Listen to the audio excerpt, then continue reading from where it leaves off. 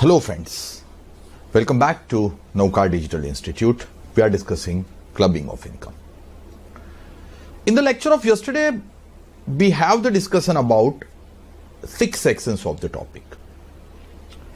उसमें से मैंने जो पहले 5 छोटे छोटे सेक्शंस थे वो कवर किए थे, जिसमें मैंने कहा था कि if the person to whom income clubbed if not able to pay tax recovery can be made from the receiver. दूसरा मैंने हाईलाइट किया था दैट अगर आप इनकम गिफ्ट कर रहे हो विदाउट एसेट तो income earned by transferee will be tax to the transferor.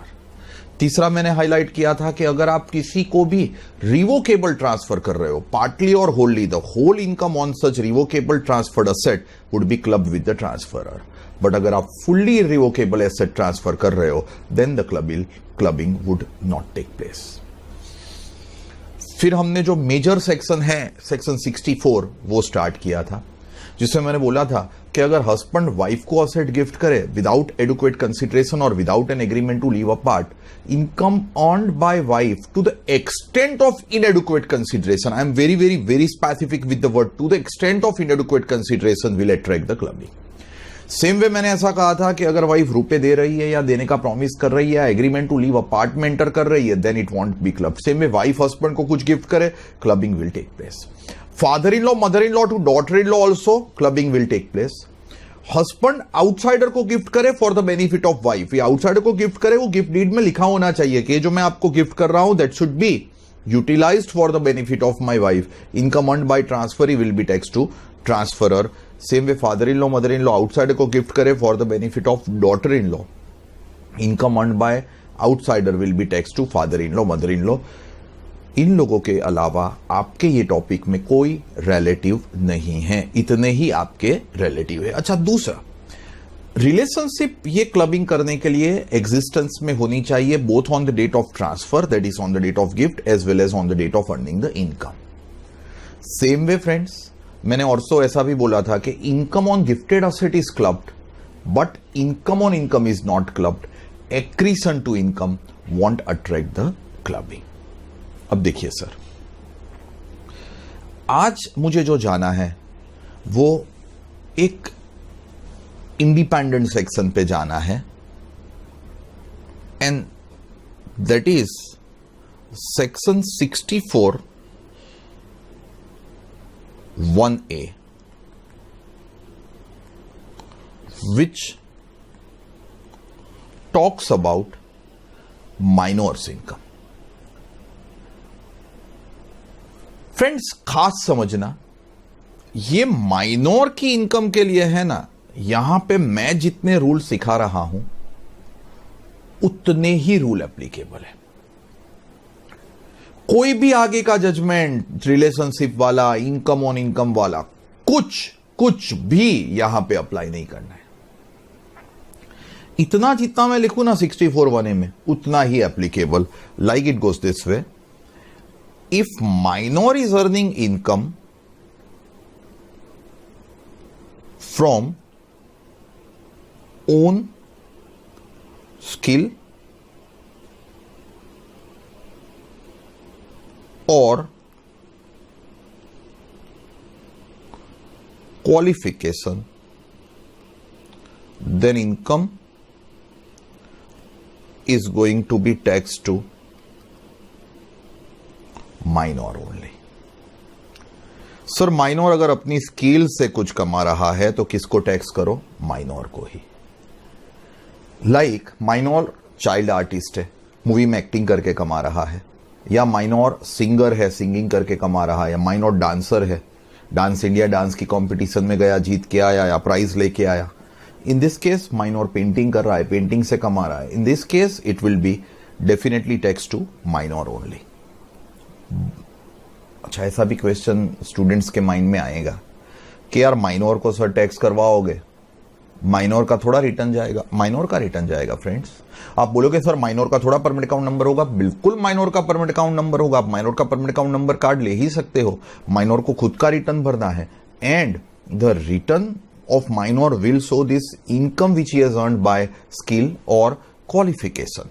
But अगर माइनर अपने स्किल के अलावा इनकम कमाए, अदर देन स्किल कमाए। अदर देन स्किल का मतलब है इंटरेस्ट कमाए, रेंट कमाए। अब ये इंटरेस्ट जो कमाया एफडी के ऊपर, वो किसने एफडी दी है, रुपए किसने दिए हैं, या रेंट कमाया, तो जो घर या प्रॉपर्टी रेंट पे माइनर ने दी है वो किनके यहां से, कौन से हाथ से गिफ्ट आई थी, वो इररेलेवेंट है। इसमें माइनर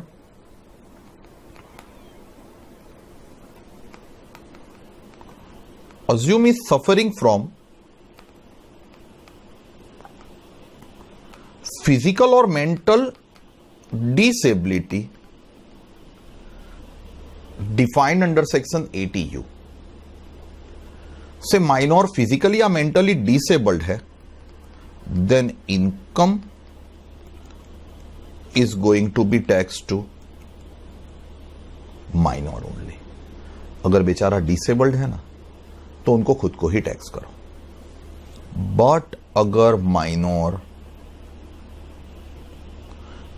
परफेक्टली ऑल राइट है तो income is going to be tax to और क्लब्ड विथ हिज फादर और mother whoever is having higher income। In other cases minor की इनकम क्लब होगी। एंड अगर ये क्लब हो तो अंडर सेक्शन 1032 पर माइनर आपको maximum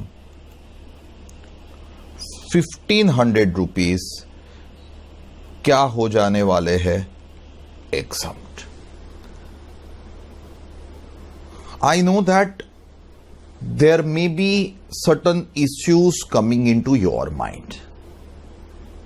The issues which are coming into your mind are, number one, चलो ये तो समझ में आया कि अपने स्किल से है, क्वालिफिकेशन से है तो माइनर को टैक्स करो, बट सर ये नहीं समझ में आया कि स्किल के अलावा इंटरेस्ट है, रेंट है और माइनर डिसेबल्ड है, तो यार माइनर को टैक्स करो। और माइनर परफेक्टली ऑल राइट है तो किसको क्लब करो, फादर और मदर हैविंग हायर इनकम को। सर ये थोड़ा यूनिक लग रहा है, सर ये बिल्कुल सही लिखा है एंड ये बिल्कुल लॉजिकल है। बोलोगे सर कहां से लॉजिकल, डिसेबल्ड खुद को टैक्स करने की बात कर रहे हो, परफेक्टली ऑल राइट हो तो क्लब करने की बात कर रहे हो। कंसेप्ट समझो फ्रेंड्स, माइनर की इनकम होगी ना, वो माइनर को खुद को टैक्स होना वो असेसी के लिए बेनिफिशियल है। अब बोलोगे ऐसा कैसे, मैं समझाऊं साहब। फ्रेंड्स फादर की इनकम 12 लाख, मदर की इनकम 9 लाख। अब माइनर ने फ्रेंड्स मान लीजिए कि रेंट से 2 लाख कमाया, ये 2 लाख अगर माइनर डिसेबल्ड हो और माइनर को खुद को टैक्स होना तो खुद के रिटर्न में जाएगा एंड उनका स्लैब हो जाएगा 0%, बिकॉज 2.5 लाख रुपए के ऊपर तो कोई टैक्स नहीं लगता है। Hope that is clear. But अगर ये इनकम फादर और mother minor perfectly all right हो, अगर डिसेबल्ड नहीं है और माइनर परफेक्टली ऑल राइट है और क्लबिंग करना है, then it would be club with the income of father. कितना क्लब होगा इनकम ऑफ फादर के साथ, 2 लाख का रेंट कमाया है, मैं अभी स्टैंडर्ड डिडक्शन को इग्नोर कर रहा हूं, 2 लाख में से 1500 का एग्जम्पशन लेके 198,500 किसकी इनकम के साथ क्लब हो जाएगा अगर माइनर परफेक्टली ऑल राइट है तो फादर की इनकम के साथ, and that will be taxable to father at the rate of 30%। Meaning thereby minor की इनकम को माइनर को ही टैक्स करो ना, वो इसलिए बेनिफिशियल है बिकॉज माइनर को खुद को अपनी एग्जम्पशन लिमिट मिलती है 2.5 लाख तक 0, 2.5 से 5, 5 से 10, 20, 10 के ऊपर 30। अगर पेरेंट्स के साथ क्लब हुई ना तो the taxability will arise at the rate applicable to parents, and that is the reason friends, putting it this way, that ये प्रोविजन बिल्कुल ही लॉजिकल है। डिसेबल्ड हो तो फैमिली को बेनिफिट दो, बेचारा डिसेबल्ड है तो भले स्किल के अलावा हो, माइनर को खुद को, उनको खुद की बेसिक एग्जाम्पशन लिमिट 80U में हम जनरल डिडक्शन भी देंगे, माइनर को 80C 80D के भी डिडक्शन देंगे, but minor perfectly all right हो तो it would be taxed with father mother whoever has got higher income. That is the first fundamental. The question arises, father mother दोनों alive है तब तो बराबर है कि वो ever has higher income, but दोनों में से एक की डेथ हो गई है, then it will be clubbed with the parent who is alive. अगर फादर मदर में से मान लो मदर की डेथ हो गई है, then it would be definitely taxed to father. अच्छा, फादर ने रीमैरिज कर ली है, तो ये जो सन थे उनका, मान लीजिए फादर मदर थे, मिस्टर एक्स मिसिस एक्स थे, मिसिस एक्स की डेथ हो गई, उनका एक सन था, मिस्टर एक्स ने रीमैरिज किया। रीमैरिज के बाद जो सन है मिस्टर एक्स मिसिस एक्स का, वो मदर के लिए तो स्टेप सन हुआ। ये स्टेप सन की भी इनकम क्लब होती है साहब। Step sun and adopted child, step child and adopted child की इनकम के क्लबिंग के लिए सेम रूल है, so it would also attract the clubbing. अच्छा, 5 मिनट के लिए मान लीजिए कि फादर मदर दोनों के डिवोर्स हो गए। डिवोर्स के बाद इनकम किसको क्लब होगी? It would be club with the parent who is maintaining the minor child. किसको क्लब होगा? जो पेरेंट माइनर को मेंटेन कर रहा है। कोर्ट के ऑर्डर में लिखा होगा कि which parent is going to maintain the minor child, उनके साथ क्लब होगा। अच्छा, दूसरा फ्रेंड्स, अगर मान लीजिए माइनर के फादर मदर दोनों अलाइव नहीं है, then it would be club with the income of the guardian.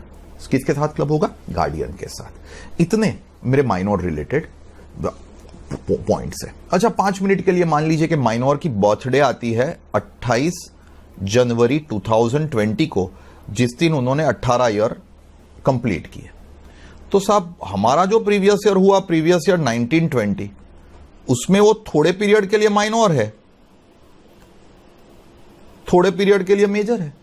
B careful, up to the date of minority the income will be clubbed. After he becomes major, that is whatever the income he has earned after 28th of January 2020 will not be clubbed.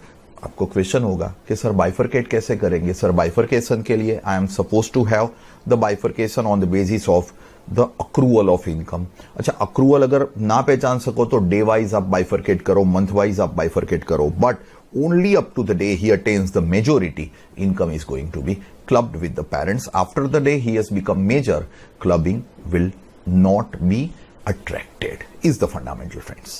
अब साहब, ये मुद्दा जो मैंने बोला उसको अगर हम थोड़ा अमाउंट के साथ समझने की ट्राई करें तो let us have the practical. And for practical I would request you to have your attention to your book material given to you.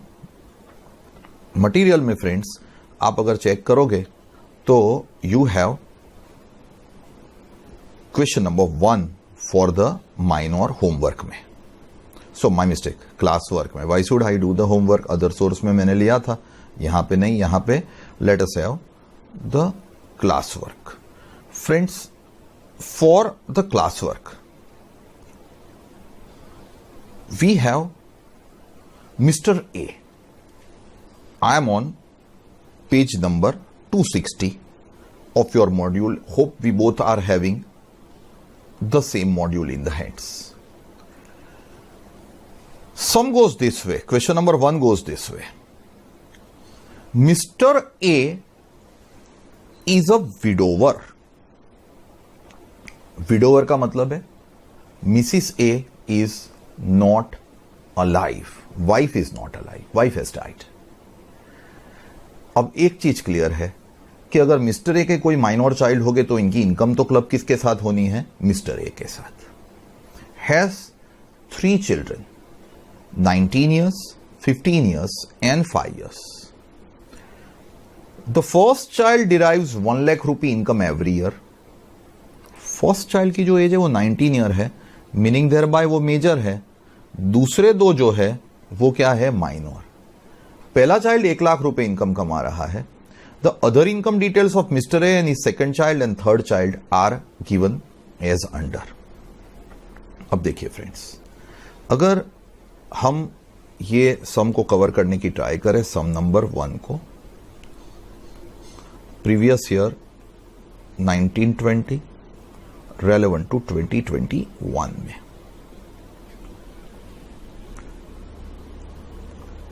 Mister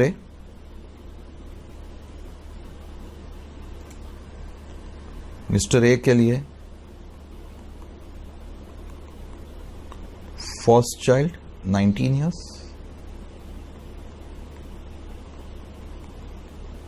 second child 15 years minor,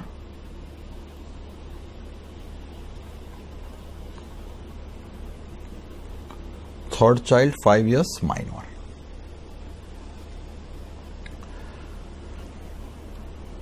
ये दोनों माइनर है जिनकी इनकम क्लब करनी है। अब आपको दिया हुआ है कि फर्स्ट चाइल्ड की इनकम है 1 लाख रुपए। कितनी इनकम है फर्स्ट चाइल्ड की? लाख रुपए। Now, after the income given for the first child, you are given the details of income for other 3 also. Mister A की इनकम की डिटेल है, एक एक चेक करेंगे। बिजनेस इनकम मिस्टर ए को टैक्स होगी। एफडी का interest out of gift mister A को टैक्स, एक्स को टैक्स, मिस्टर ए को टैक्स होगा। बैंक इंटरेस्ट मिस्टर एक्स को टैक्स होगा, ए को टैक्स होगा रादर, एंड सैलरी भी मिस्टर ए को टैक्स होगी। सो एक एक इनकम को मैं कवर करने की ट्राई करूं तो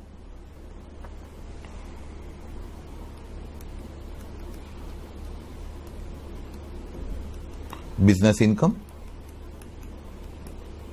FD interest, I think business 50,000 है, एफडी इंटरेस्ट 7,000 है।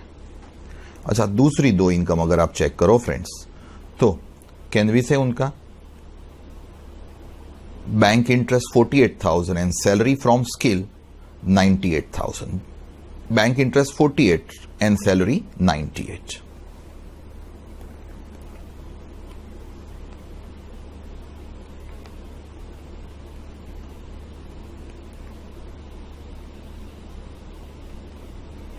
ये सब इनकम किसको टैक्स हो गई फ्रेंड्स? मिस्टर ए को ही। आप टोटल चेक करोगे ना तो the total of this income is coming to 50 plus 7 plus 48 plus 98 करके friends can I say your total is coming to 2,03,000। Sum start ही नहीं हुआ है मेरा क्लबिंग का, तो क्लबिंग हुआ ही नहीं है। मिस्टर ए के फर्स्ट चाइल्ड की इनकम फर्स्ट चाइल्ड को टैक्स हुई बिकॉज ही वॉज मेजर। अभी जो इनकम है मिस्टर ए की वो मिस्टर ए को टैक्स हुई बिकॉज वो खुद कमा रहा है। Now you are given the income detail of second child, and second child के लिए फ्रेंड्स मैं बहुत ही शांति से एक एक इनकम क्वेश्चन पढ़ेंगे, उसको आंसर में प्लॉट करेंगे। सेकंड चाइल्ड ने कमाया है फ्रेंड्स, देखिए सबसे पहला FD interest out of gift. किसने गिफ्ट किया ऐसा कुछ लिखा नहीं है, किसी ने भी गिफ्ट किया हो ना, काका काकी, मामा मामी, दादा दादी, चाचा चाची, अंकल आंटी, मौसा मौसी, किसी ने भी। माइनर के लिए प्लीज ज्यादा अपना ब्रेन मत यूज करना। माइनर की क्लबिंग के लिए एक ही क्वेश्चन पूछने का, ये एफडी का इंटरेस्ट कमाने में माइनर को कोई स्किल की जरूरत है?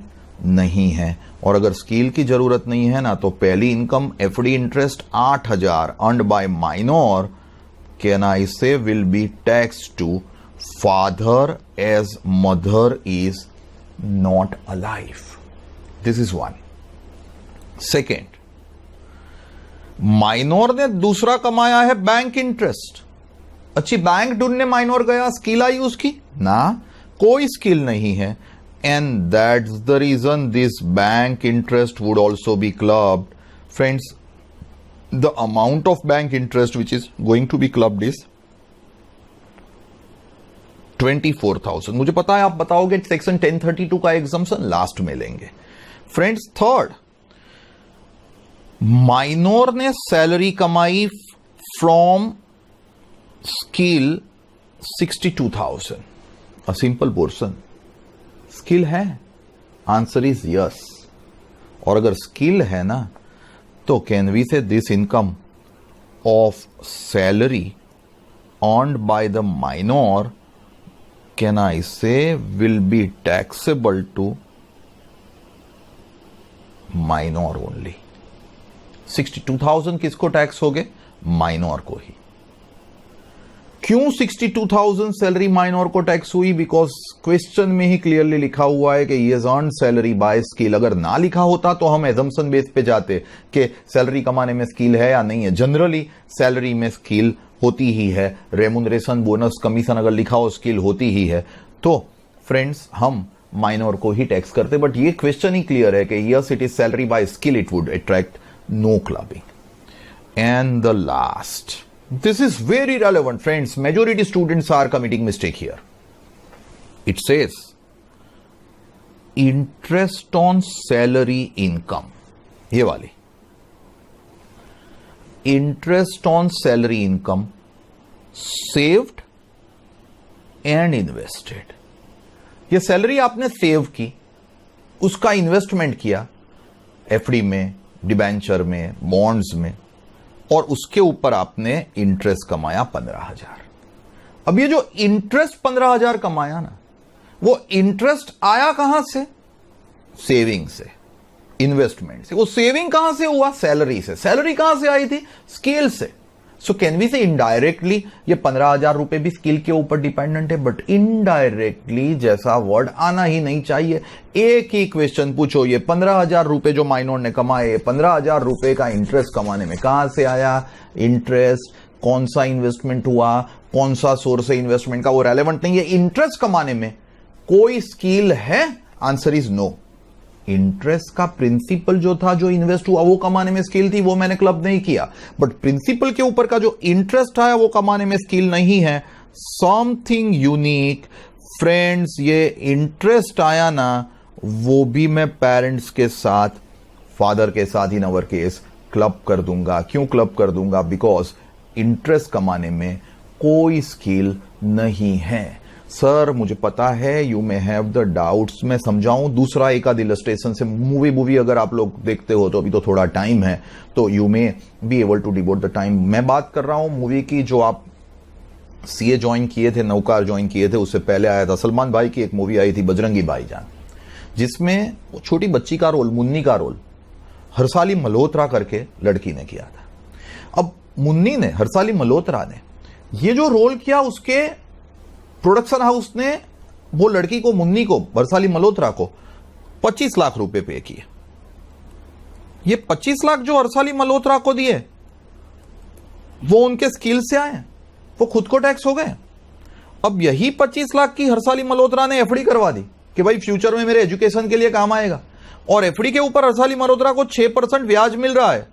तो ये जो 1.5 लाख रुपए का हर्षाली मल्होत्रा को ब्याज मिल रहा है ना, ये 1.5 लाख रुपए का ब्याज जो है वो उनके पेरेंट्स के साथ क्लब हो जाएगा। 25 लाख क्लब नहीं होगा, 25 लाख स्किल से है, बट 25 लाख के ऊपर कुछ इनकम आए ना तो it is going to be club. आप बोलोगे sir income on income club नहीं होती है। मैंने स्टार्ट किया माइनर का टॉपिक तभी बोला था कि आगे के कोई भी प्रोविजन यहां पे अप्लाई मत करना। माइनर के अपने खुद के रूल है, एक ही लाइन का रूल है। माइनर ने अगर स्किल से कमाया तो माइनर को, स्किल के अलावा कमाया, डिसेबल्ड है तो माइनर को, डिसेबल्ड नहीं है तो it is going to be tax to the parents. And friends here ये इंटरेस्ट जो आया, सैलरी जो आई वो माइनर को, पर सैलरी इन्वेस्ट करके जो इंटरेस्ट आया, that interest is going to be clubbed with father in our case. And friends ये जो टोटल हमने क्लबिंग किया ना, 24 + 8 32 + 15 करके 47,000, उसमें से मुझे 1032 में 1,500 रुपए का क्या मिलेगा? Exemption. So that would be giving me 45,500 rupees. ये 62 आउटर कॉलम में, ये 62 से कोई आपको 1,500 जैसा एग्जम्पशन ना मिले, हाँ friends, that would be straight away going to your outer column. And you have still one more information, that is third child ने, ये बहुत स्मार्ट बनाया है सम भाई, interest on FD invested out of gift दिया। Third child 5 साल का है, माइनर है, उन्होंने एफडी का इंटरेस्ट कमाया थर्ड चाइल्ड ने। अब ये थर्ड चाइल्ड का जो इंटरेस्ट आया ना,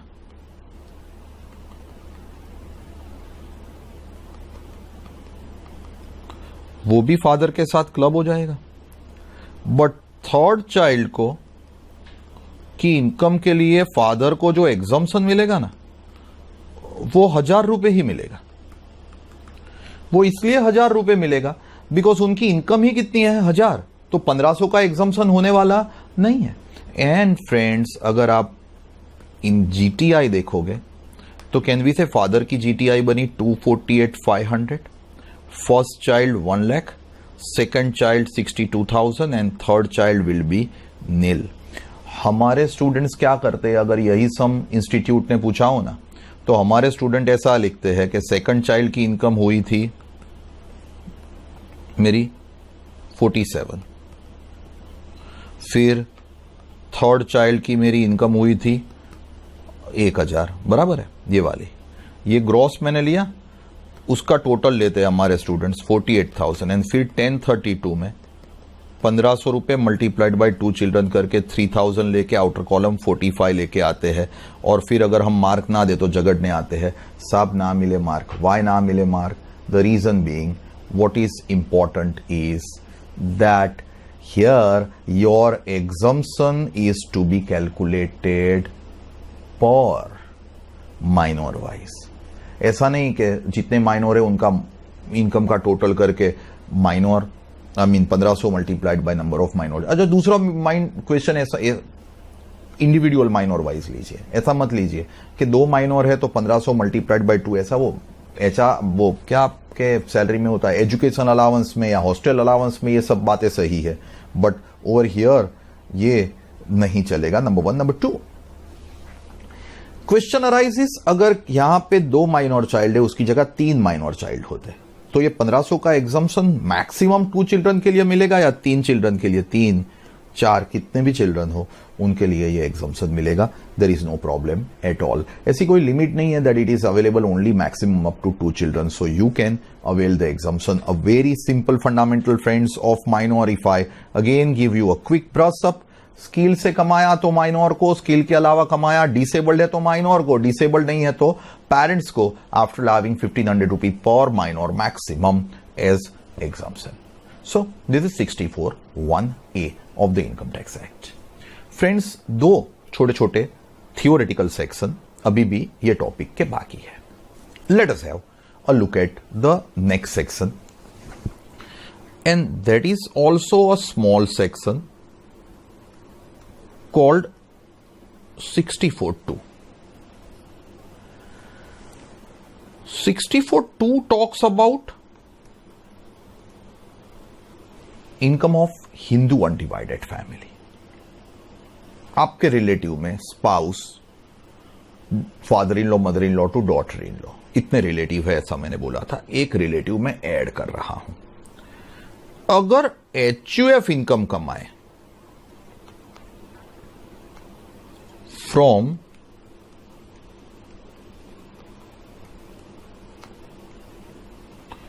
gift of member, then income will be taxed to member। कमाया HUF ने, टैक्स मेंबर को हुआ तो उसको बोलते हैं क्लब। क्लबिंग का मतलब है एक कमाए टैक्स दूसरे को होना, तो उसको बोलते हैं क्लबिंग। बट अगर एनी अदर इनकम HUF कमाए ना,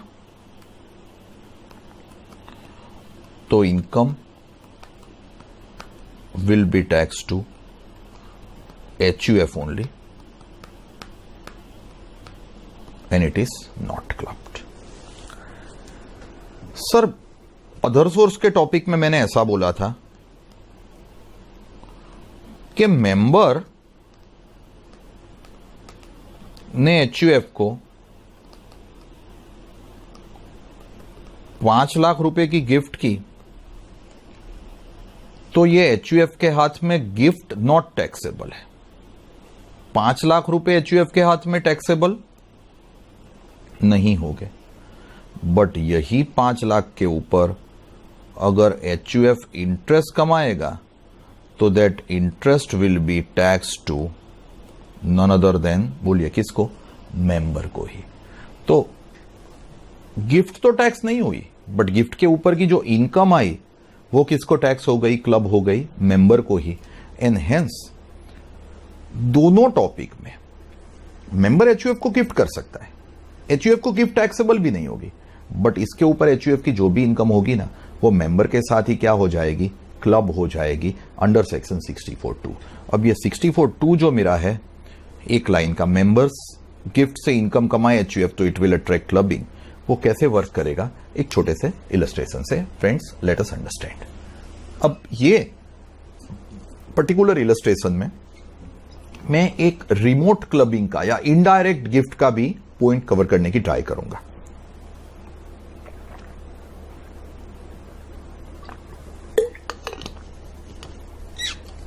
See, we go this way.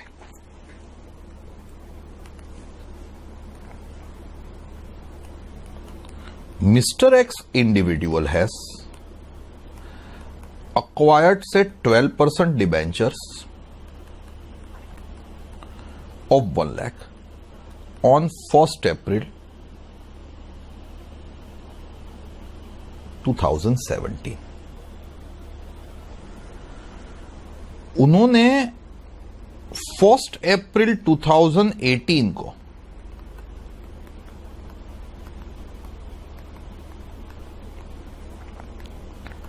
यही डिबेंचर मिस्टर एक्स एचयूएफ को क्या कर दिए, गिफ्ट कर दिए। डिबेंचर लिए थे, यही डिबेंचर उन्होंने एचयूएफ को गिफ्ट कर दिए। और अभी मेरा एक्स्ट्रा मुद्दा है 1419 को मान लो मिस्टर एक्स एचयूएफ में थोड़े झगड़े हुए तो एचयूएफ क्लोज हो गया, डिसॉल्व हो गया, जिसको टेक्निकल लैंग्वेज में बोलते हैं पार्टीशन। एंड एचयूएफ के पार्टीशन पे ये असेट क्या होती है, distribute. Generally asset equally distribute होती है, फाइनल सीएम में हम सीखेंगे कि असेट कैसे डिस्ट्रीब्यूट हुई, but asset is distributed. Now see, PY 1718 में ये डिबेंचर के ऊपर का 12,000 का interest received by X individual and taxed also to Mr. X individual। Previous year 17-18 में तो भाई आप चेक करो एचयूएफ आपका पिक्चर में ही नहीं आया था, आपने एचयूएफ को अभी गिफ्ट किया ही नहीं था। तो जो इनकम इंडिविजुअल ने कमाई, इंडिविजुअल के ही डिबेंचर थे, इंडिविजुअल को ही इंटरेस्ट मिला, इंडिविजुअल को ही टैक्स होगा। बट नेक्स्ट ईयर में ये डिबेंचर एचयूएफ को गिफ्ट हो गए हैं, तो 12,000 का इंटरेस्ट जो आएगा that would be received by HUF. Who is the owner, HUF. अब एचयूएफ को जब भी 1 लाख रुपए की गिफ्ट मिली होगी तब गिफ्ट टैक्सेबल नहीं होगी, अदर सोर्स में ये गिफ्ट टैक्सेबल नहीं है। Interest would be received by HUF, but this interest will be taxed not to HUF but to individual, and we say it would be clubbed. Why it would be clubbed? Because it is called income from the gift of member will be taxed to member only. Sir मैंने मेरे HUF को gift किया, उसके ऊपर HUF ने कुछ भी कमाया ना, तो ये मेरे साथ ही क्लब हो जाएगा, यहां पे clubbing will take place. Sir ये एक लाइन का 64(2) का फंडा था। अभी मैं थोड़ा आगे ले जाऊं, मिस्टर एक्स एचयूएफ पार्टीशन हुआ है 1419 को। अगर पार्टीशन नहीं हुआ तो 1920 में भी एचयूएफ जो भी इनकम कमाता 1 लाख रुपए के ऊपर, वो किसको टैक्स हो जाती, इंडिविजुअल को। इनकम के ऊपर इनकम कमाता ना तो क्लब नहीं होती। ओरिजिनल रूल पे चले जाओ, यहां पे वो सेवंतीलाल मानिकलाल सेठ कल के लेक्चर वाला, माइनर जैसा नहीं, यहां पे हस्बैंड टू वाइफ वाला, स्पेसिफाइड रिलेटिव वाला। पर 1419 को मेरा एचयूएफ पार्टीशन हो गया, एसेट डिस्ट्रीब्यूट हुई। अब किसको क्या गया चेक करें तो सर मिस्टर एक्स इंडिविजुअल को थोड़ी एसेट गई, मिसिस एक्स को गई। से फॉर एग्जाम्पल फ्रेंड्स, मेजर सन को भी अपनी इंडिविजुअल कैपेसिटी में गई, एंड माइनर डॉटर को भी एसेट गई।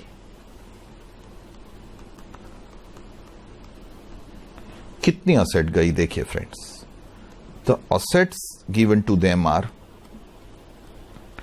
25, 25, 25 and 25,000. 1 lakh I assume is going in equal ratio unless otherwise specified। HUF में इक्वली ही असेट डिस्ट्रीब्यूट होती है, ये इक्वली गई। अब इसके ऊपर जो इंटरेस्ट आएगा, can I say that would B 3,000 each, पक्का। ये इंटरेस्ट जो आया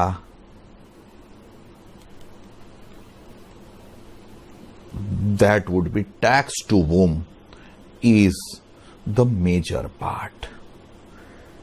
सर जी ये इंटरेस्ट जो आपने 3,000 रुपए कमाए मिस्टर एक्स ने, क्या ना इसे मेरी पोजीशन ऐसी हो रही है साहब कि ये debenture originally mister X individual के थे, ये उन्होंने उनके एचयूएफ को गिफ्ट किए एंड फिर एचयूएफ ने फिर से इसमें से 25,000 के डिबेंचर किसको दे दिए फ्रेंड्स? कैन आई से 25,000 के डिबेंचर एचयूएफ ने फिर से दे दिए इंडिविजुअल को ही। In this particular case can I say ये एचयूएफ को बीच में से निकाल दो हम, तो ये मेरे ही डिबेंचर थे मिस्टर एक्स के ही, वो घूम फिर के मिस्टर एक्स के पास ही आ गए। अगर मिस्टर एक्स के पास ही आ गए, that in this particular case it should be remember taxed to mister X individual. मेरी ही इनकम मैंने एचयूएफ को दिया था, एचयूएफ ने मुझे वापस दे दिया, it will be tax to me only. तो यहां पे तो कोई इश्यू नहीं है, मेरा था, मैंने एचयूएफ को दिया था, फिर से मेरे पास आ गया, income earned by me will be tax to me only. दूसरा महत्व का मुद्दा, and this is most relevant, 1 lakh रुपए के डिबेंचर इंडिविजुअल के थे।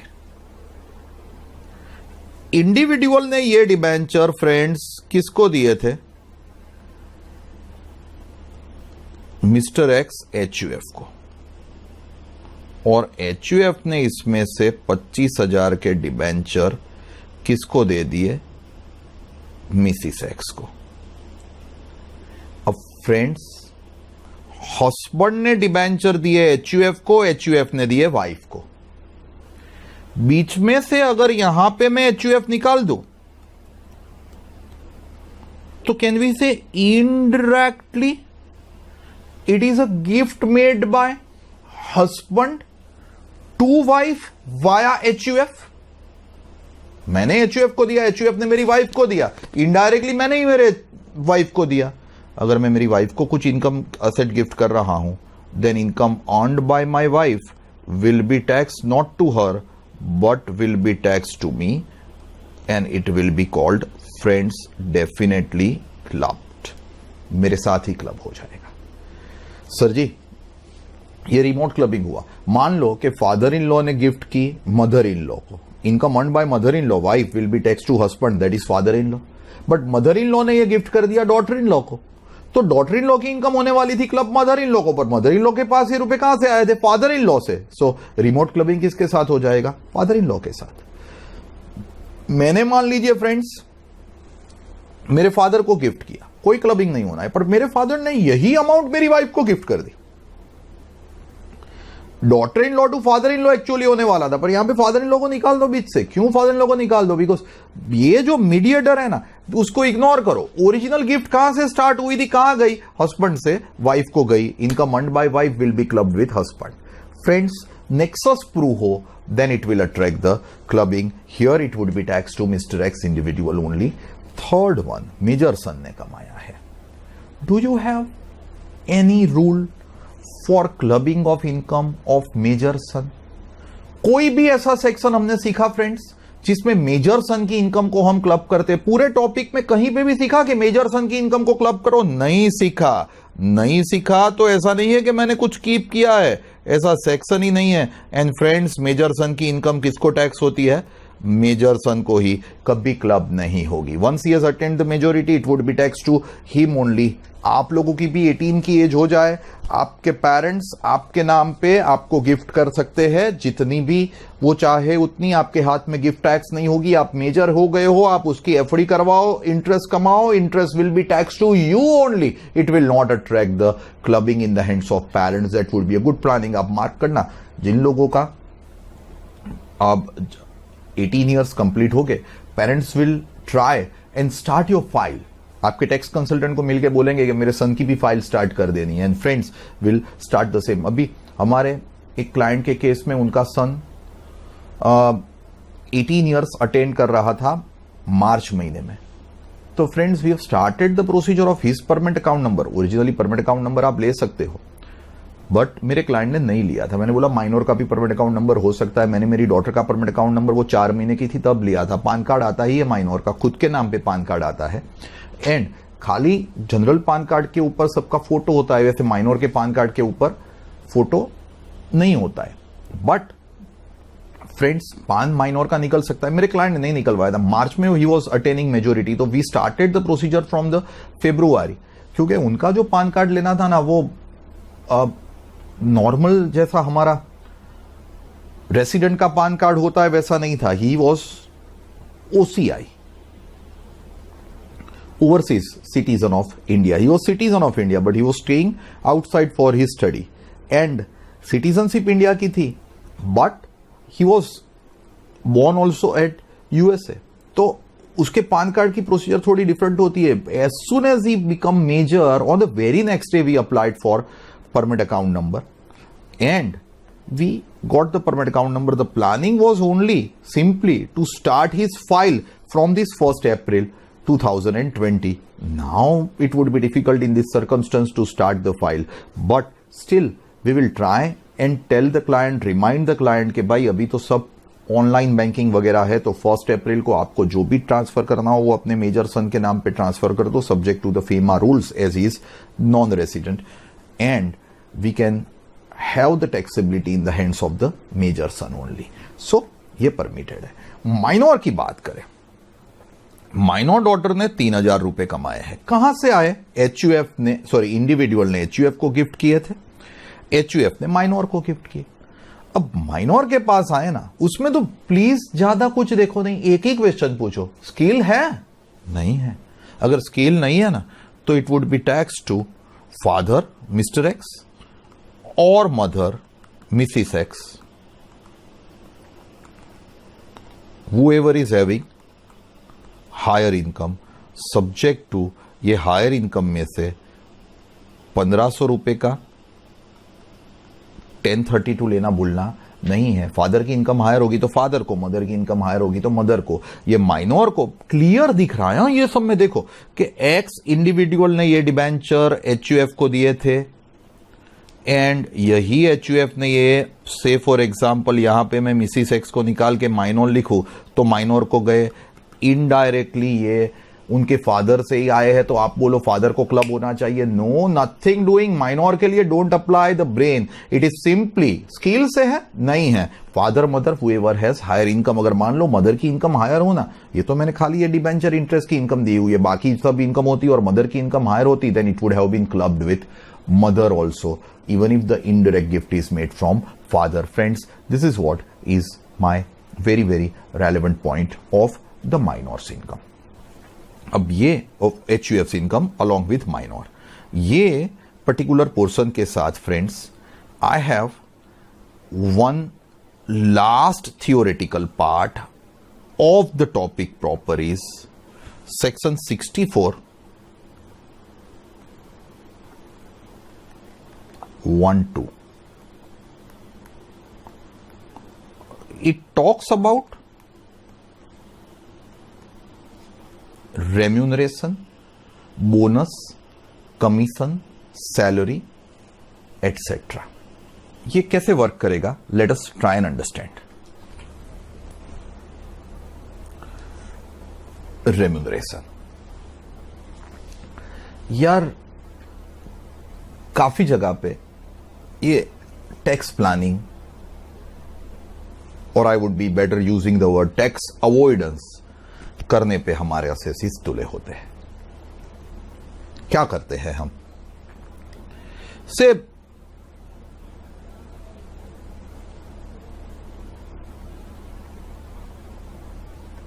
there is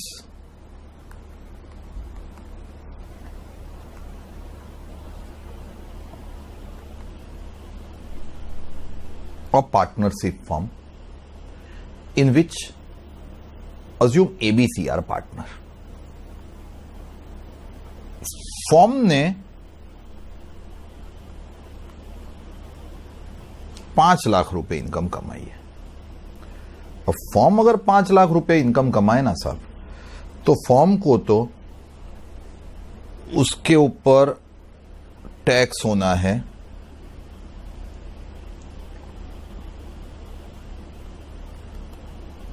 30% से। बहुत ज्यादा हो गया। फॉर्म को कुछ ऐसा करना था कि टैक्स कम आए। कैसे कम आए? सब जेन्युइन खर्चे तो फॉर्म ने डाल दिए। ये केस में हमारी पार्टनरशिप फॉर्म को हमारे कंसल्टेंट ही प्लानिंग देते थे। हमारे कंसल्टेंट जो हमारी फर्म को प्लानिंग देते थे ना, वो ऐसा प्लानिंग देते थे कि आप एक काम करो, ये जो 3 पार्टनर है, mister A, mister B, mister C, mister A, mister B, mister C, उसमें से किसी के वाइफ की कोई इनकम ना हो ऐसा है? असेसी ने बताया हां, मिसिस बी जो है ना, से उनकी कोई इनकम नहीं है। तो हम पार्टनरशिप फर्म में मिसिस बी की सैलरी इनकम डाल देते थे। पार्टनरशिप का ये क्या हुआ? खर्चा हुआ सैलरी का, पार्टनर के वाइफ को दिया, तो पार्टनरशिप की इनकम हो गई 2 लाख रुपए, जिसके ऊपर पार्टनरशिप का टैक्स आया 60। मिसिस बी की सैलरी इनकम हो गई 3 लाख। उसमें से आपको सैलरी के टॉपिक में 50,000 का तो हम स्टैंडर्ड डिडक्शन दे देंगे, and net taxable 250।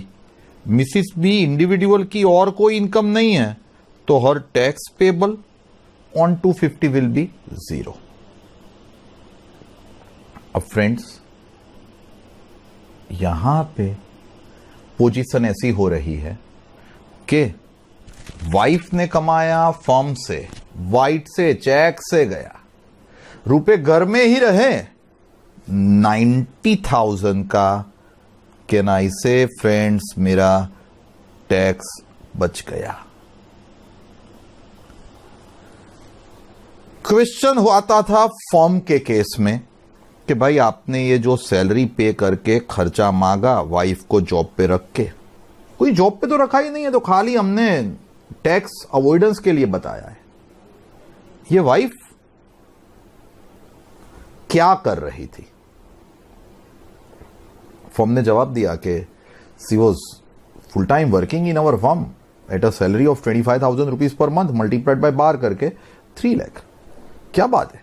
What was the portfolio which was manage by her? से मान लीजिए कि ये जो पार्टनरशिप फर्म है ना फ्रेंड्स, वो सीए की फर्म है। What was a portfolio manage by हर? हम कुछ भी बोलने के लिए बोल देते थे कि रिसेप्शनिस्ट है, 25,000 थोड़े रिसेप्शनिस्ट की सैलरी होती है यार। अब यहां पे फर्म ने जवाब दिया कि sir she is managing the whole accounting division. पूरा अकाउंट का डिवीजन है ना, वो वाइफ संभाल रही है सर, मिसिस बी ने संभाला हुआ है। She is the head in-charge of accounting division. क्या बात करते हो? इनकम टैक्स डिपार्टमेंट ने मिसिस बी को इनकम टैक्स डिपार्टमेंट में बुलाया कि मैडम आप ये एबीसी की पार्टनरशिप फर्म में जॉब करते हो? बोले हाँ। What are the working hours? तो कि sir generally it is 10 to 6. What do you do there? Sir मैं अकाउंटिंग हेड हूं, अकाउंटिंग डिवीजन जो हमारा है ना उसको मैं हेड करती हूं और मेरे अंडर में स्टाफ है, उनके पास में उनको गाइड करके अकाउंटिंग करवाती हूं एंड ऑब्जर्वेशन करती हूं, जरूरत पड़े तो मैं खुद भी अकाउंटिंग करती हूं. अरे वाह ma'am, you are also chartered account? तो कि no, I am not chartered accountant. Okay, what is your degree ma'am? Mrs B ने जवाब दिया that I am BSc with chemistry. Officer was shocked. BSc with chemistry, how do you know accountancy? बोले कि sir experience है. Okay madam, चलिए जो 3 fundamental accounting principle है ना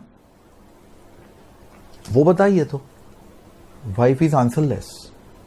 ट्रायल बैलेंस क्या होता है बताइए. तो वाइफ इज आंसरलेस. बैलेंस शीट क्या होता है बताइए. तो वाइफ इज आंसरलेस. P&L अकाउंट क्या होता है, लोन की क्या अकाउंटिंग एंट्री होती है अगर आपने चेक से ली तो बताइए. तो वाइफ इज आंसरलेस. दूसरी 2-3 अकाउंटिंग एंट्री पूछ डाली ऑफिसर ने. Wife is not able to give the reply. It is proved that this is a bogus expenditure which is been recorded in the books of accounts. मेरा income tax department ऐसे case में assessee को 2 गाल पे चाटा लगाएगा. पहला तो ये फॉर्म की जो इनकम कंप्यूट होती है, ये फॉर्म की इनकम में ये खर्चा अलावेबल नहीं देगा और 5 लाख रुपए के ऊपर ही 1.5 लाख का टैक्स लगाएगा. ये first one. This is the first thing my income tax officer will do. And दूसरा, ये फॉर्म को चाटा लगाया पहला, और दूसरा चाटा लगाएगा Mrs B and Mr B को. ये जो चाटा लगा फॉर्म को अलाउ नहीं हुआ, वो बिजनेस एंड प्रोफेशन टॉपिक का पार्ट है, मैं ज्यादा नहीं बोल रहा हूं. But in the topic clubbing, in the given case भले इनकम कमाई वाइफ ने 3 लाख रुपए, बट ये इनकम वाइफ को टैक्स नहीं होगी. किसको टैक्स कर देंगे? मिस्टर बी को, उनके हस्बैंड को, subject to section 64(1)(2) and it will be clubbed. कौन सी कंडीशंस फुलफिल होगी तो क्लबिंग होगा? फ्रेंड्स खास समझिए, it says if 3 conditions are fulfilled. Number 1, an individual has substantial interest in firm or concern. Substantial interest का मतलब है 20% और more profit sharing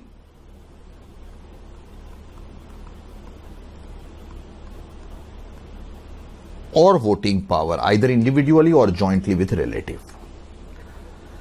222E number का एक सेक्शन अभी थोड़े टाइम पहले हमने लिया था, जिसमें सब्सटेंशियल इंटरेस्ट को मैंने डिफाइन किया था 10% और मोर से. यहां पे 10% नहीं, यहां पे सब्सटेंशियल इंटरेस्ट को कैसे डिफाइन किया है? 20% और मोर. फ्रेंड्स, प्रॉफिट शेयरिंग हो तो 20, कंपनी हो तो शेयर होल्डिंग 20% और more, beneficially held. First condition is fulfilled. Number 2, an individual has substantial interest. Number 2, remuneration etc. is given to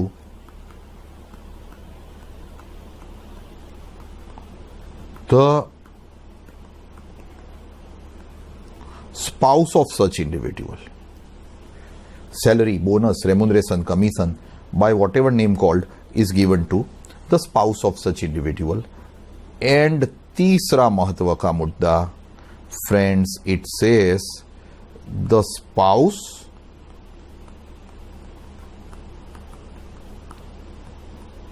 doesn't possess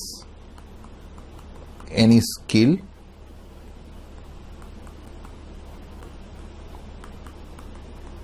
or qualification to justify the remuneration. 5 की कोई skill नहीं है remuneration justify करने के लिए, जो हमारे केस में हुआ. अगर ये तीनों condition, adjoining word is and, if fulfilled, remuneration etc will be taxed to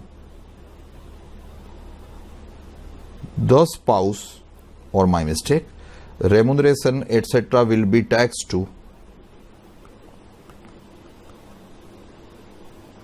the individual who is having क्या भाई, substantial interest, and this would be termed as clubbed. But तीनों में से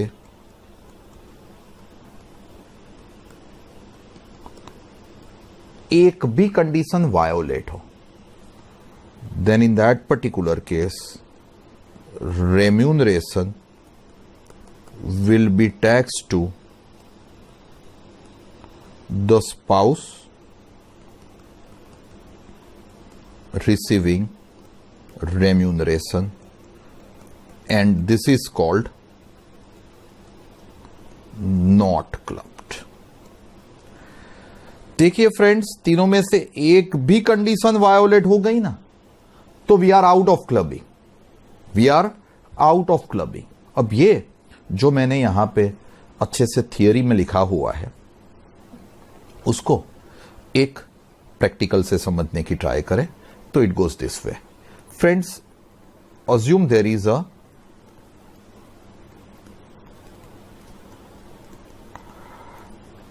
पार्टनरशिप फर्म. उसमें मेरे पार्टनर्स है mister A, mister B and mister C. ये partnership firm का प्रॉफिट शेयरिंग रेशियो है सब्सटेंशियल इंटरेस्ट के लिए 15%, 35%, 50%. बराबर है, 15, 35, 50. नाउ यही फर्म में अज्यूम तीनों के स्पाउस को जॉब पे रखा हुआ है. तीनों के स्पाउस को जॉब पे रखा है, तीनों के स्पाउस को रेमुनरेशन दे रहे हैं. Let us discuss. स्किल है, नहीं है. मिसिस बी की स्किल है, यस. ये स्किल बहुत ही सब्जेक्टिव मैटर होती है, जैसा मैंने अभी आगे के क्वेश्चन में बोला, वैसे बहुत ही सब्जेक्टिव मैटर है. But missus B could prove that yes she has the skill, and mister C के वाइफ मिसिस सी की स्किल नहीं है. सर, हमें देखना है remuneration is going to be in the given case tax to. Simple question पूछो. Mr A का in the given some substantial interest है, नहीं है. 10% और मोर नहीं है. यहां पे कितना है सब्सटेंशियल इंटरेस्ट? 20% और मोर. मिस्टर ए का सब्सटेंशियल इंटरेस्ट नहीं है. उनके वाइफ को रेम्यूनरेशन दिया है, हा. वाइफ की स्किल है ना. 3 कंडीशन में से आप 2 फुलफिल कर रहे हो कि एक रेम्यूनरेशन दिया है एंड दूसरा स्किल नहीं है. पर पहली कंडीशन वायोलेट हो गई. कौन सी पहली कंडीशन वायोलेट हो गई फ्रेंड्स? पहली कंडीशन वायोलेट हो गई कि हस्बैंड का सब्सटेंशियल इंटरेस्ट ही नहीं है. Then remuneration is going to be tax to none other than Mrs A, and here it is called, क्या हुआ भाई? Not clubbed. ये वाइफ को ही टैक्स होगा, पर स्किल नहीं है. हाँ, बिजनेस प्रोफेशन में प्रॉब्लम हो गए, क्लबिंग में प्रॉब्लम नहीं हो गए. क्लबिंग नहीं होगा. क्यों क्लबिंग नहीं होगा? बिकॉज क्लबिंग के लिए one of the very essential condition is that the substantial interest must be there, which is not in our case. Second, Mr B का फ्रेंड सब्सटेंशियल इंटरेस्ट है. वाइफ को रेम्यूनरेशन दिया है. Wife की skill है, yes skill है. अगर wife की स्किल है ना, तो the remuneration will be taxable to wife only. And ये तो बहुत ही जेन्युइन केस ही हो गया. It would not be clubbed. मैं अभी थोड़ी देर में ये स्किल वाला एक मेरा प्रैक्टिकल इश्यू हुआ था मेरी ऑफिस में, अभी थोड़ी देर में समझा रहा हूं, but let us first analyse this particular case. Mister C का क्वेश्चन अराइजेस, सब्सटेंशियल इंटरेस्ट है, हां। उनके वाइफ को रेम्यूनरेशन दिया है, यस। वाइफ की स्किल है, ना। Can we say all the three conditions are fulfilled? If all the three conditions are fulfilled, remuneration which is received by spouse will be taxed to the individual who is having substantial interest, and it will attract the clubbing. It will attract the clubbing अगर skill ना हो तो। सब हम हमारी practical life में हर एक case में स्किल प्रूव करने की ट्राई करते हैं, हर एक केस में स्किल प्रूव करने की ट्राई करते हैं। और फ्रेंड्स फिर ऑब्वियसली इनकम टैक्स डिपार्टमेंट के सामने ये कन्विंस करने में थोड़े इश्यूज भी आते हैं। Like when I cleared my CA and join the office, बहुत ही नया था, तो ऐसे एकेडमिक फंडामेंटल बहुत पता थे, practical fundamental friends initial days में कम पता होते। आर्टिकलशिप की थी मैंने, जेन्युइन ही की थी, बट तो भी एक्सपीरियंस से आप ज्यादा सीखते हो, जितना ज्यादा इन्वॉल्व होगे आप ज्यादा सीखोगे। अब हमारा ही एक क्लाइंट का केस था जिसमें इनकम बहुत ही आ रही थी। मान लो यही केस मेरे क्लाइंट का है, जिसमें फ्रेंड्स मान लीजिए मेरे क्लाइंट की इनकम बहुत ही आ रही है, और मेरे क्लाइंट की जो इनकम आ रही है उसमें 5 लाख रुपए मेरे क्लाइंट की इनकम आ रही है। हम लोगों ने बोला कि भाई तू 5 लाख में से कुछ खर्चा बर्चा डाल। अकाउंटेंट ने मुझे पूछा कि मैं मिसिस बी की सैलरी डाल दूं। मेरे क्या प्रूव करेगा सैलरी डाल के कि मैडम जो पार्टनर है उनके वाइफ क्या करते हैं फर्म में? बोले कि वो तो प्रूव कर देंगे। तो क्या बोलेगा? जॉब कर रहे हैं, what is the portfolio which is handled by her? पूछेगा ऑफिसर। बोले कि साहब देखा जाएगा। नहीं नहीं नहीं, पहले से प्रिपरेशन कर ले भाई। अगर केस पे स्क्रूटिनी में आया और पूछे तुझे कि what is the skill enjoyed bye wife, तो मैं सिंपल क्वेश्चन का चल तू जवाब दे। कभी मिसिस बी दुकान पे आई है, मेरे क्लाइंट का ग्लासेस होते हैं ना, उसके ट्रेडिंग का बिजनेस था, कांच ग्लासेस का। गांधी रोड सिटी एरिया में उनकी शॉप थी। कभी मिसिस बी दुकान पे आई हुई है, शॉप पे आया है? बोले नो।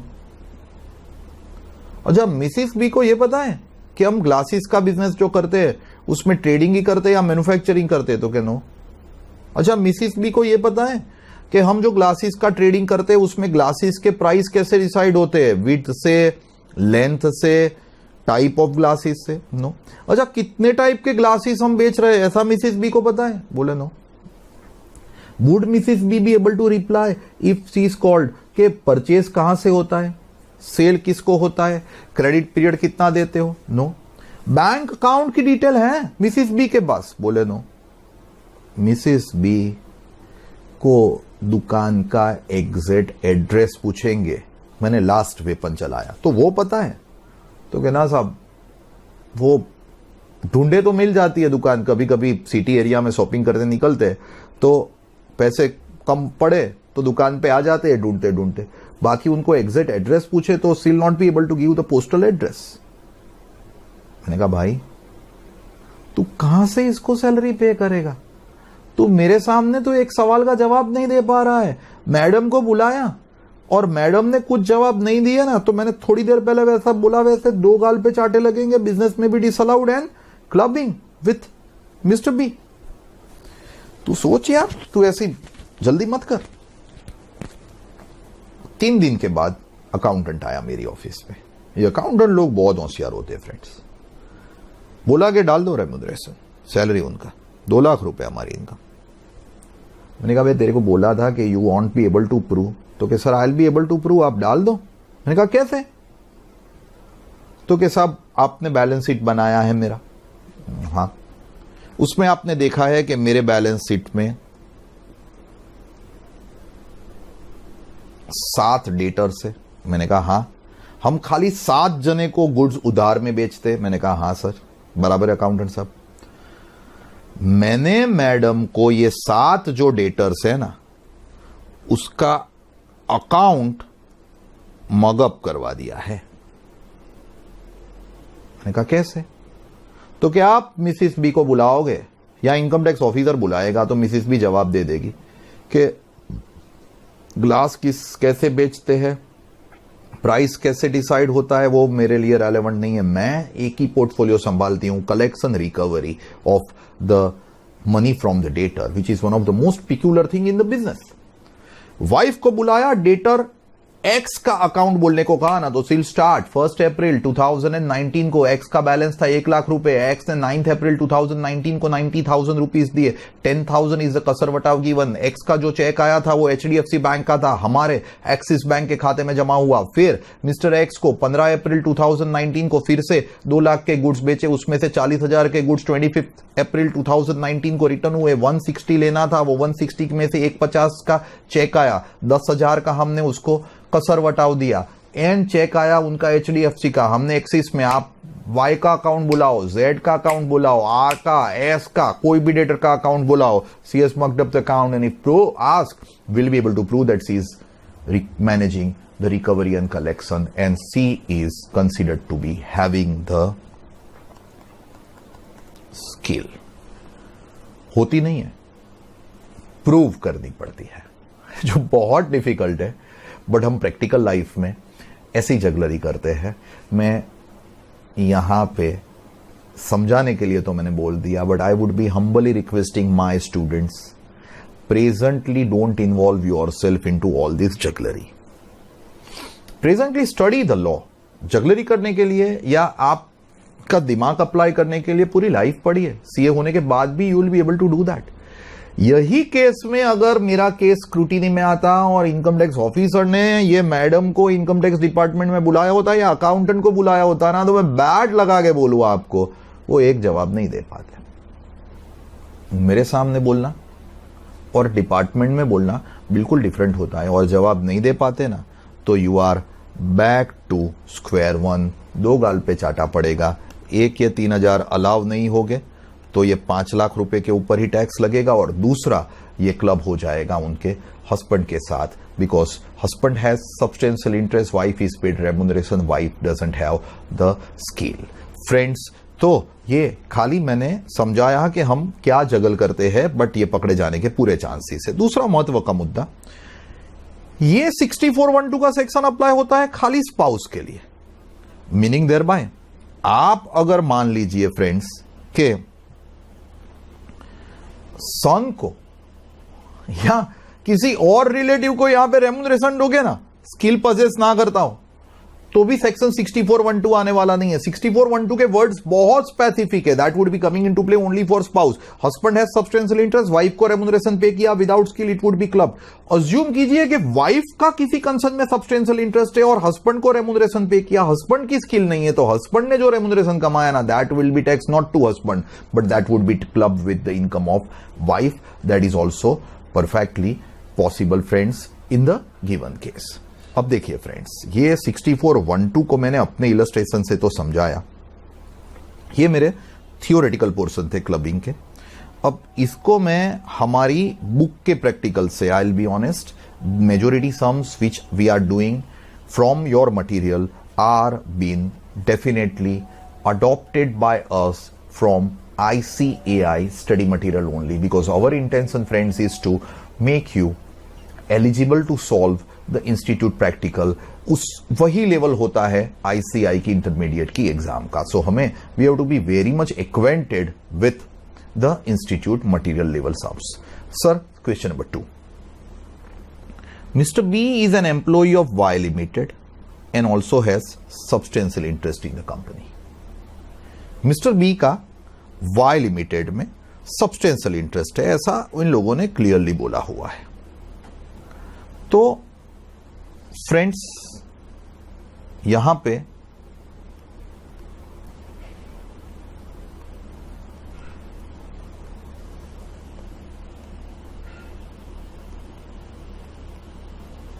शायद पिक्चर में मिसिस बी भी आएंगे।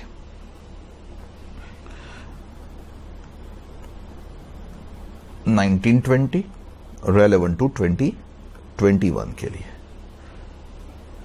Mr. B is an employee of Y Limited, getting salary and has substantial interest in the company. His salary is 20,000 per month. 20,000 per month की उनकी सैलरी मिलती है। अब 20,000 पर मंथ की उनकी सैलरी मिलती है ना साहब, तो can we say salary topic में from Y limited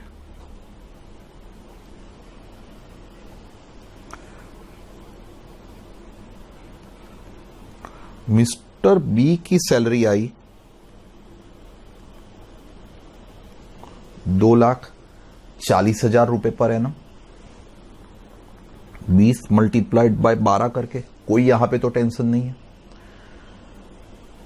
Y limited में वो एम्प्लॉई भी है, उनका शेयर होल्डिंग भी है 20% और मोर, सब्सटेंशियल इंटरेस्ट है। तो अब उनको सैलरी मिली 20,000 पर मंथ, जो मैंने मिस्टर बी को ही टैक्स कर दी। अब सैलरी टॉपिक से साहब एक स्टैंडर्ड डिडक्शन निहार सर दे देंगे एंड 190 का आपका टैक्सेबल इनकम बना। ये आएगा जब आप सैलरी सीखोगे, तब ये एडहॉक डिडक्शन है। आगे भी मैंने यहां पे 2-3 लाख की सैलरी मिसिस बी की हो रही थी ना, तब रेफरेंस दिया था। Now coming to the point proper, you are given Mrs. B is also working in Y Limited at a salary of 12,000 per month without any qualification. Y Limited में question arises, friends, यही Y Limited में can I say friends के in the given case आप मुझे बताएं तो mister B का substantial interest है, मिसिस बी को सैलरी पे की, मिसिस बी की कोई स्किल कोई क्वालिफिकेशन नहीं है यह सैलरी कमाने के लिए। तो the salary earned by Mrs B, can I say is tax not to Mrs. B but would be clubbed with the income of Mr. B. It will be clubbed under section 64(1)(2) and friends, अगर मैं इसको club करूं तो Mrs B को salary मिल रही है 12,000 पर month multiplied bye 12 करके 1,44,000। अब इनका भी सेपरेट स्टैंडर्ड डिडक्शन ही मिलेगा सैलरी के टॉपिक में 50,000 एंड इट वुड बी 94,000। ये जो मैंने क्लबिंग किया ना फ्रेंड्स, वो कौन से सेक्शन में क्लबिंग किया? 64(1)(2) में, अभी जो लास्ट सेक्शन सीखा उसमें। अच्छा, आगे मुझे डिटेल दी हुई है that Mr B also receives 30,000 as interest on security. Mr B को सिक्योरिटी के ऊपर 30,000 का इंटरेस्ट मिल रहा है। तो ये सिक्योरिटी इंटरेस्ट को मैं फ्रेंड्स टैक्स कर दूं कौन से हेड में? आईफोर्स में। कुछ लिखा नहीं है कहां से आया, तो खुद ने ही कमाया 30,000, सामने कोई खर्चे की भी डिटेल नहीं है, तो 30,000 ग्रॉस एंड 30,000 नेट, सेक्शन 56 में। एंड आगे आपको दिया हुआ है Mrs B owns a house property which she has let out, rent received from tenant is 6,000 per month. अब ये 6,000 का रेंट मिसिस बी ने कमाया, वो प्रॉपर्टी ऐसा नहीं दिया है कि हस्बैंड ने गिफ्ट की है या उनके father in law mother in law ने गिफ्ट की है, किसी ने भी गिफ्ट नहीं की है। तो ये जो रेंट आएगा फ्रॉम टेनेंट 6,000 पर मंथ, वो हाउस प्रॉपर्टी टॉपिक में किसको टैक्स होगा भाई? मिसिस बी को ही, कोई क्लबिंग होने वाला नहीं है। तो कैन आई से in the topic HP GAV करके कंसेप्ट सिखाएंगे जिसमें रेंट आएगा आपका 6,000 पर मंथ मल्टीप्लाइड बाय 12 करके वाइफ को टैक्सेबल होगा 72,000। इसमें से भी एक स्टैंडर्ड डिडक्शन दे देते हैं हाउस प्रॉपर्टी में 30% of the gross annual value, and आपके हाथ में टैक्सेबल हो जाएगा 72,000 लेस्ट 72,000 के आप 30% निकालिए तो it would be giving you 21,600 and 72 में से 21,600 डिडक्ट करे तो your answer will be simple 50,400। Wife को ही टैक्स होगा। क्यों वाइफ को ही टैक्स होगा? बिकॉज यहीं पे कहीं पे भी ऐसा लिखा नहीं है कि ये रेंट जो आया वो असेट हस्बैंड ने गिफ्ट की थी, and hence it would be tax to wife. Friends, wife की इनकम हो गई 50,400 एंड हस्बैंड की इनकम हुई 220 प्लस 94 करे तो it would B 3 lakh and 14,000। इसके ऊपर दोनों को क्या बढ़ना है? टैक्स बढ़ना है। हस्बैंड की इनकम में फिर से एक बार चेक कर लो, it is 190 plus 94 plus 30 that would be giving you 3,14,000 rupee income husband की हुई। वाइफ की इनकम हुई 50,400। मेरा मुद्दा ये पर्टिकुलर सम में एक ही था, वाइफ को जो रेम्यूनरेशन मिला वो कंसर्न से मिला वाई लिमिटेड से, जिसमें हस्बैंड का सब्सटेंशियल इंटरेस्ट था, वाइफ को रेम्यूनरेशन मिला, वाइफ की स्किल नहीं थी। Remuneration will be clubbed with the spouse having और individual having substantial interest in the concern. ये फ्रेंड्स मेरे थियोरेटिकल मुद्दे हुए और 6412 मैंने एक प्रैक्टिकल से लिया। अब साहब हमारे मॉड्यूल के हमारे क्लास वर्क के फ्रेंड्स यहां पे 3 इंपॉर्टेंट सम पेंडिंग है। ये सम क्रॉस ट्रांसफर के ऊपर है, ये sum I call it full fledge sum, and ये लास्ट वाला जो मेरा सम है ना भाई, वो income on income and accretion of income और बिजनेस प्रोफेशन में क्लबिंग करने के लिए फर्स्ट डे को इन्वेस्टमेंट चाहिए उसके ऊपर है। अब ये 3 जो मेरे प्रैक्टिकल्स हैं जो मुझे कवर अप करने हैं वो मैं अभी आज के लेक्चर में कवर अप नहीं कर रहा हूं। We will be brushing up all the theoretical provisions in the beginning of the coming lecture, and we will be solving all the 3 practicals to clear all the concepts about clubbing. It's a very small topic friends, wherein only few provisions, but एक humble request के साथ मैं कहूंगा कि ये topic में जितने मुद्दे मैं सिखा रहा हूं उतने ही सेक्शंस में है, उसके अलावा कोई भी इनकम का क्लबिंग होता नहीं है। मेजर सन की इनकम फादर के साथ क्लब हो या मदर के साथ क्लब हो, या से फॉर एग्जाम्पल के फ्रेंड्स मेरे ब्रदर को मैंने कुछ गिफ्ट किया मेरे साथ क्लब हो, ऐसा कोई रूल नहीं है। इतने ही रूल्स हमें पढ़ने हैं, इतने ही पोर्शन हमारे टॉपिक में है।